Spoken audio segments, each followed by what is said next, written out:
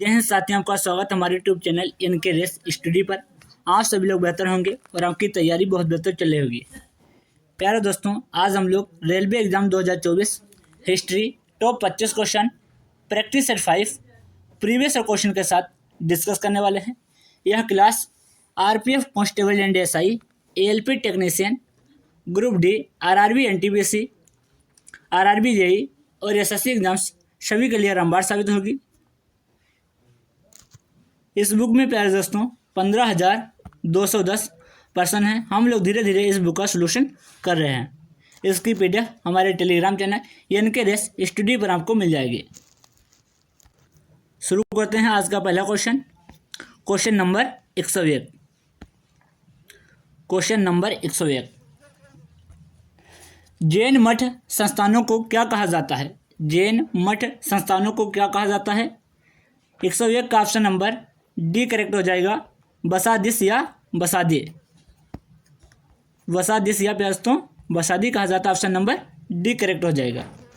Question number 102, Mahavir देश तीर्थकरों में अंतिम तीर्थकर माने जाते हैं।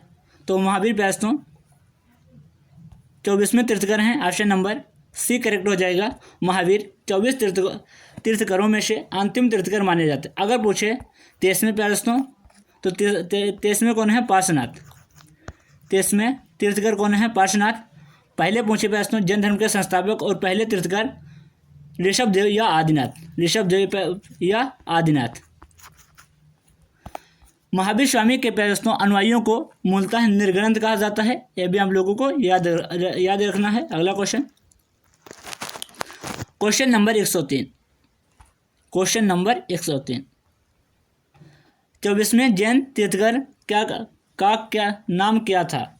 24वें जैन तीर्थकर का नाम क्या था प्यारे दोस्तों?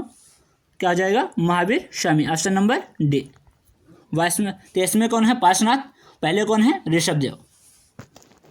अगला क्वेश्चन, क्वेश्चन नंबर 104, पार्श्वनाथ जो एक क्षत्रिय और बनारस के राजा अश्वसेन का पुत्र था, वह देश जैन तीर्थकर बना। तो पार्श्वनाथ को कौन से तीर्थकर थे दोस्तों? 23वें। ऑप्शन नंबर ए करेक्ट हो जाएगा। 104 का ऑप्शन नंबर ए करेक्ट हो जाएगा। ये काशी नरेश अश्वसेन के पुत्र पार्श्वनाथ जैन धर्म के 23वें तीर्थकर थे दोस्तों। इनका प्रतीक चिन्ह पूछे सर्प या फन था। जैन धर्म के प्रथम तीर्थकर ऋषभदेव या आदिनाथ थे दोस्तों, जिनका प्रतीक वर्षभ था। वर्षभ। अगला क्वेश्चन, क्वेश्चन नंबर 105, त्रिरत्न की अवधारणा से संबंधित है।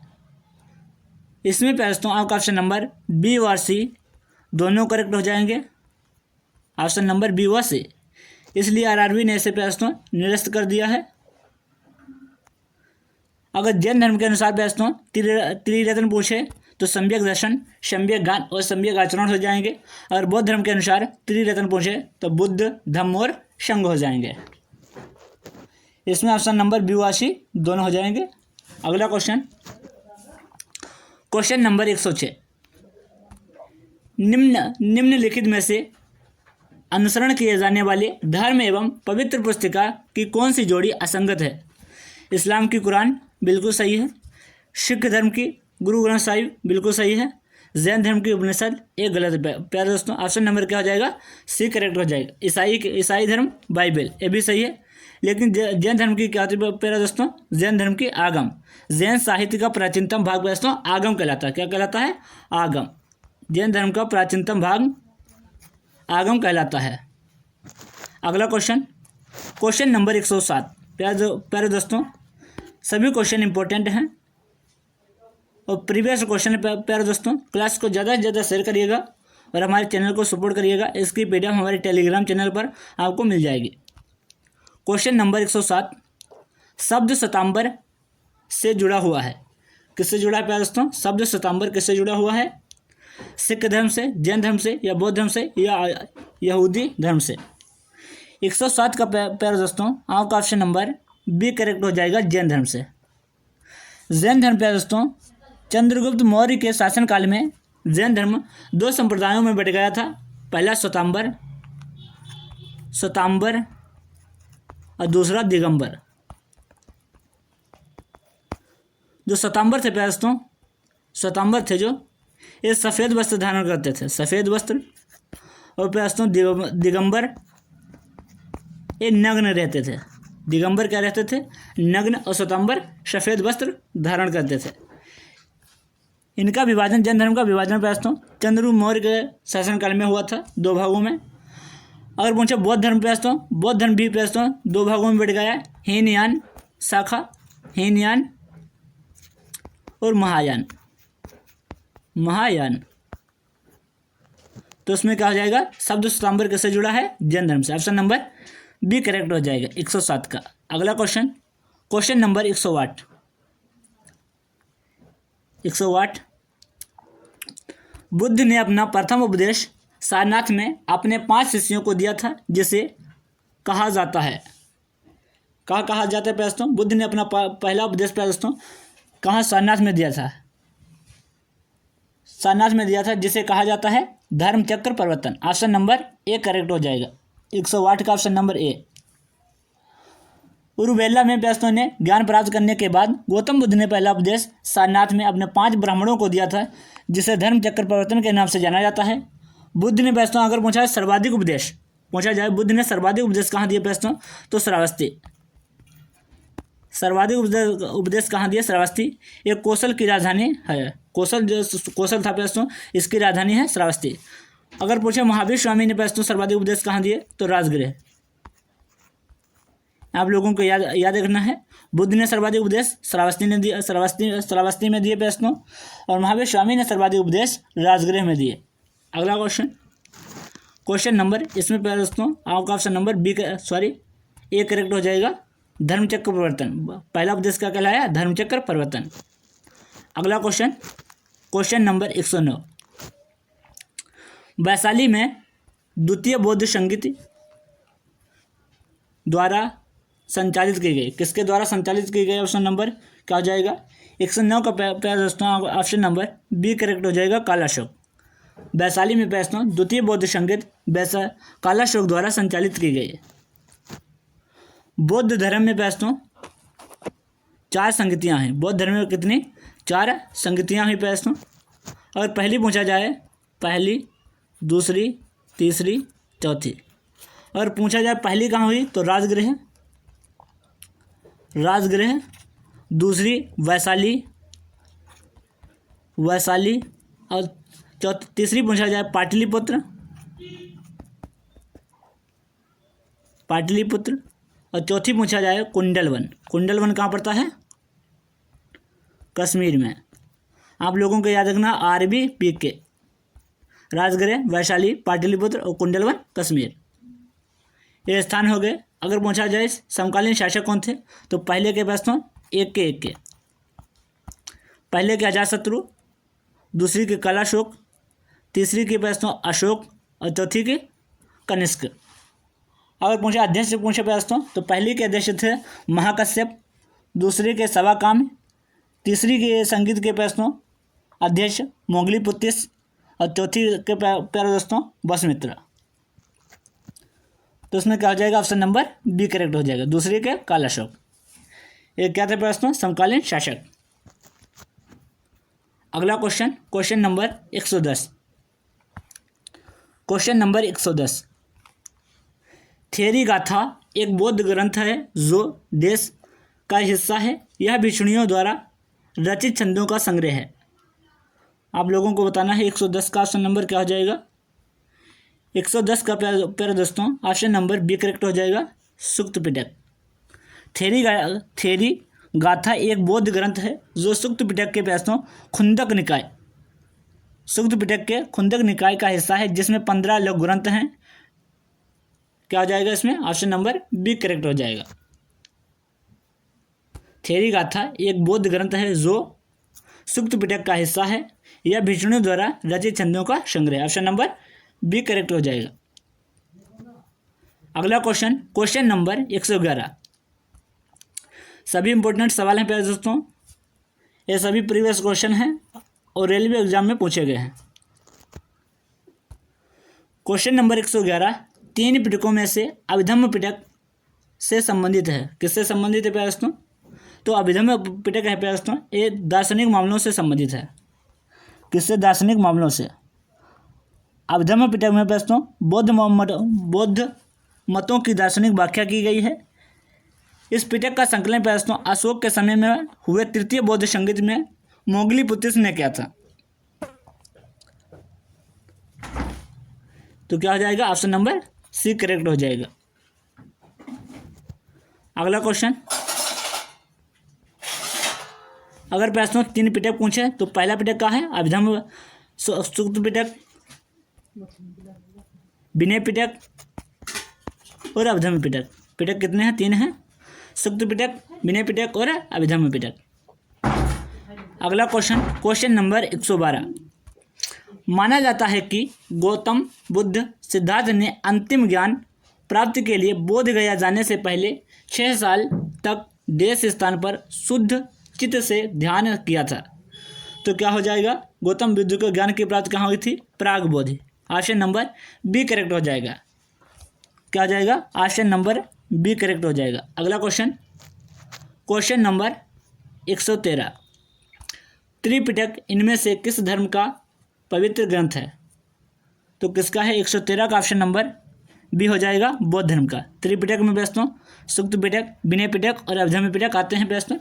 ये किससे संबंधित है? बौद्ध धर्म से संबंधित है।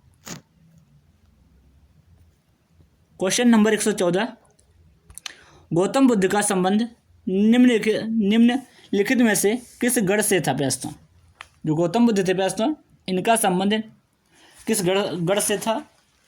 तो 114 का ऑप्शन नंबर ए करेक्ट हो जाएगा, शाक्य से। क्या हो जाएगा? शाक्य से। गौतम बुद्ध का संबंध प्रश्न शाक्य गढ़ से था।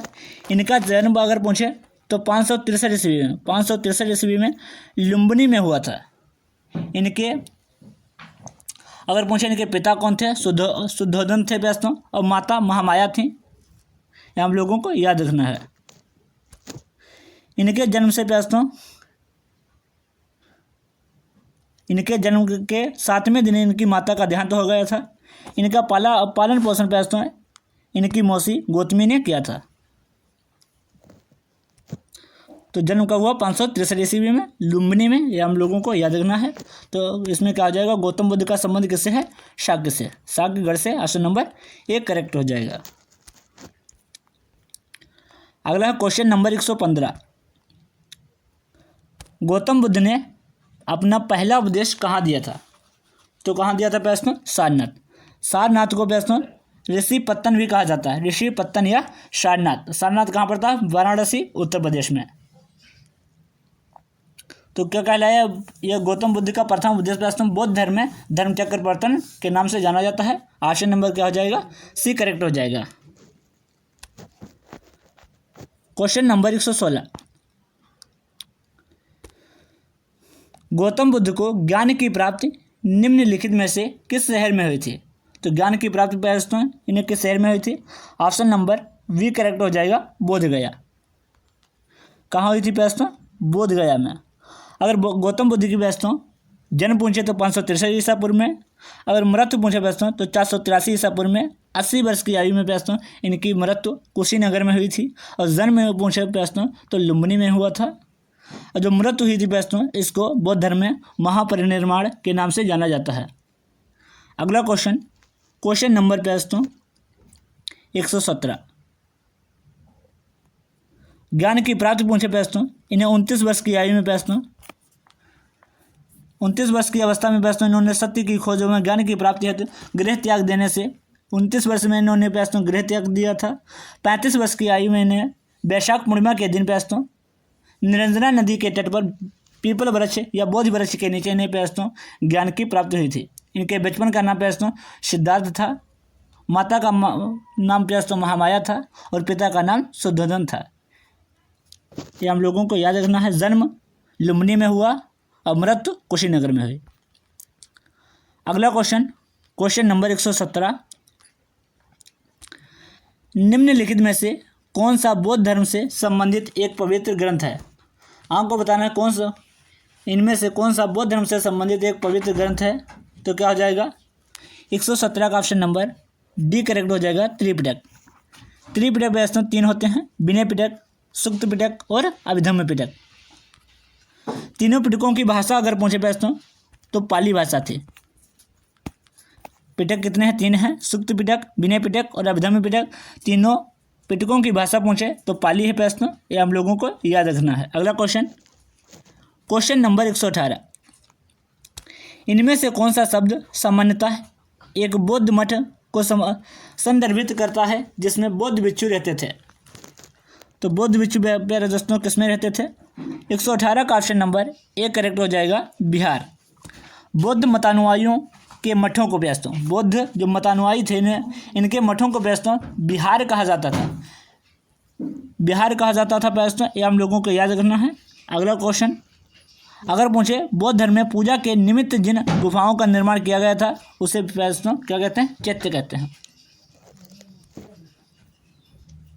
क्वेश्चन नंबर 119, निम्नलिखित में से किस स्थान पर गौतम बुद्ध ने आत्मज्ञान प्राप्त किया था?